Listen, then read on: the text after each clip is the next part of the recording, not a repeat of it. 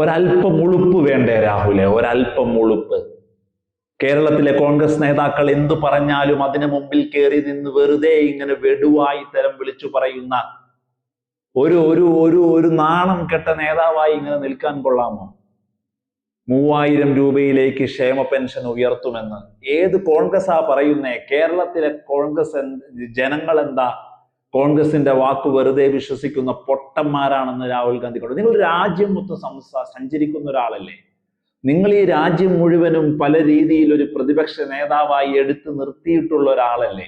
ഒരല്പമെങ്കിലുമൊക്കെ ഒരു ലോജിക്ക്, നിങ്ങൾ പുറത്തുപോയി വിദ്യാഭ്യാസം നേടിയ ഒരാളല്ലേ? ഇവിടുത്തെ നേതാക്കൾ വിളിച്ചു പറയുന്ന എന്തു മണ്ടത്തരവും പറയുന്ന ഒരു കോമാളിയായി രാഹുലെ നിങ്ങൾ മാറാൻ പാടില്ലായിരുന്നല്ലോ.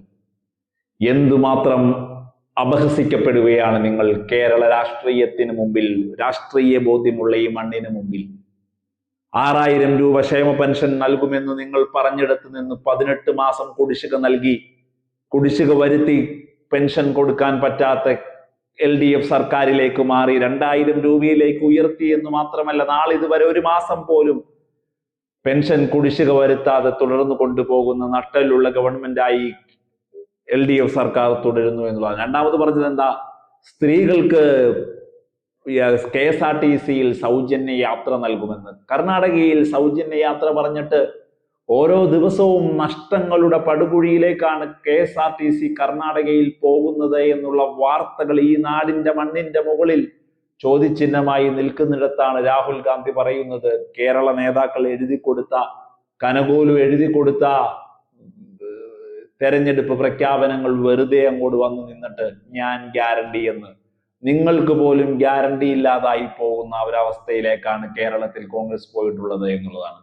KB ഗണേഷ് കുമാർ പറഞ്ഞതുപോലെ, ഗണപതിക്ക് തേങ്ങ ഉടയ്ക്കുമ്പോൾ വഴിയിൽ കിടന്ന തേങ്ങ എടുത്തിട്ടാവരുത്, കാശ് മുടക്കി തേങ്ങ മേടിച്ചു വേണം ഭഗവാനെ പ്രീതിപ്പെടുത്താൻ തേങ്ങ ഉടയ്ക്കാൻ എന്ന് പറഞ്ഞ പോലെ. എവിടെയാണ് KB ഗണേഷ് കുമാർ ഇന്നലെ പറഞ്ഞതിന്റെ പ്രസക്തി? KSRTC സാലറി എങ്കിലും 1-ാം തീയതി കൊടുക്കുവാൻ പാടുപെട്ട് കൃത്യമായ പ്ലാനിങ്ങിലൂടെയാണ് ഞങ്ങൾ മുമ്പോട്ട് പോയിക്കൊണ്ടിരിക്കുന്നത്. എങ്ങനെയെല്ലാം വരവ് കൂട്ടാം, എങ്ങനെയെല്ലാം ചെലവ് കുറയ്ക്കാം, എങ്ങനെ ഒരു സ്മാർട്ട് വർക്കിലൂടെ KSRTCയെ ഒരു മോഡൽ പബ്ലിക് ട്രാൻസ്പോർട്ടാക്കി രാജ്യത്തിന് കാണിക്കാം എന്നുള്ളതിന്റെ ഉത്തമോദാഹരണമായി മാറിക്കൊണ്ടിരിക്കുക.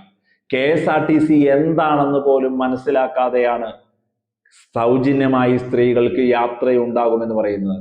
KSRTCയിൽ തിരുവനന്തപുരത്ത് നിന്ന് കാസർഗോട്ടേക്ക് ഒരു സ്ത്രീ യാത്ര ചെയ്യുമ്പോൾ അതിന് സൗജന്യമായി നൽകാൻ KSRTCക്ക് ഒരിക്കലും കഴിയില്ല എന്ന് നട്ടെല്ലുള്ള KSRTCയെ വലിയ രീതിയിൽ മുമ്പോട്ട് കൊണ്ടുപോകുന്ന ഗണേഷ് കുമാർ പറയുന്നതും കൂടിയാണ് നമ്മൾ കൂട്ടിച്ചേർത്ത് വായിക്കേണ്ടത്. കഴിഞ്ഞ ദിവസം നിങ്ങളുടെ MP Hibi Eden KSRTC minister KB Ganesh Kumar സ്റ്റേജിലിരിക്കുമ്പോൾ പറഞ്ഞതുകൂടി ചേർത്ത് പറഞ്ഞിട്ട് അവസാനിപ്പിക്കട്ടെ.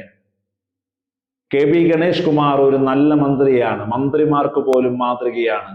മന്ത്രിക്കും KSRTCയോടൊപ്പം നല്ല നാളുകൾ ഉണ്ടാവട്ടെ എന്ന് ഞാൻ ആത്മാർത്ഥമായി പ്രാർത്ഥിക്കുന്നു, ആശംസിക്കുന്നു എന്ന് പറഞ്ഞതുപോലെ കോൺഗ്രസ് MP പോലും ആഗ്രഹിക്കുന്നതാണ് KSRTCയുടെ ഈ നേട്ടങ്ങളിൽ. കോൺഗ്രസ് MP ആയ ഹൈബി ഈഡൻ പോലും അഭിമാനിക്കുകയാണ് KSRTCയുടെ നേട്ടത്തിൽ.